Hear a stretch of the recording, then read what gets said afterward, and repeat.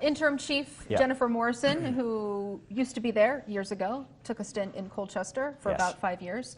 How long is she going to be on board? I imagine this is something in her career or life she wasn't expecting at this point. So we are very thankful to have Chief Morrison return to the department at a time of need during this tumultuous time.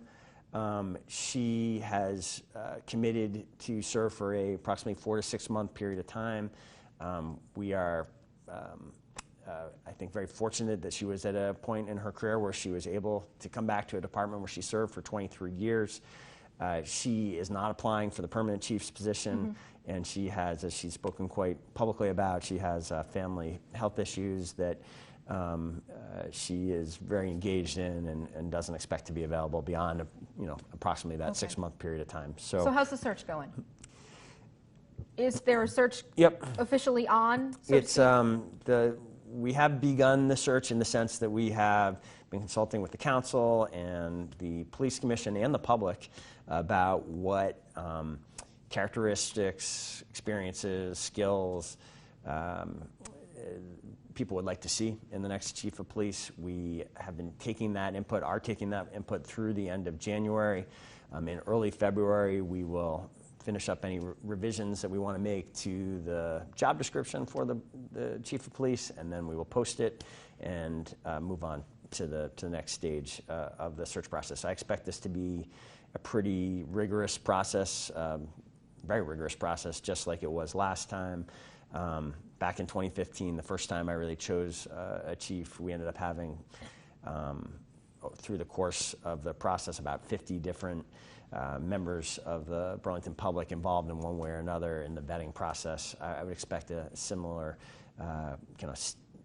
process with many stakeholders involved in getting this appointment right. It's really one of the most important things that a mayor does is to appoint a police chief, and certainly I think that's always the case. I think particularly right now after a challenging year, I'll be working very hard to get the right next appointee. In the same vein, the Special Police Committee will issue its recommendations on use of force, possible community oversight in the next week or two, correct? February 10th? Does that sound right? That sounds like the goal. What do you expect from that? And do you expect some harsher recommendations, maybe given the last 6 months to a year? So I'm very hopeful about this process. I actually was the one who kind of proposed this process in the wake of some of the troubling incidents that happened in the use several of force lawsuits. Right, we had these lawsuits. There was really the issue in March, the Kilburn incident. Right, I would say there were really 3 incidents between September and March that captured the attention of the public. I think it's always important to remember those are 3 out of something like 30,000 police public interactions over the course of a year, but these were incidents that were troubling and that demanded some broader conversation about whether we needed some kind of reform, some kind of changes at the police department. And so I did support this process, which has a wide variety of stakeholders, including the police, are part of it. The hope is that we can that group will come up with consensus around possible changes to the use of force policy. I think it's pretty clear we have a modern, good use of force policy today.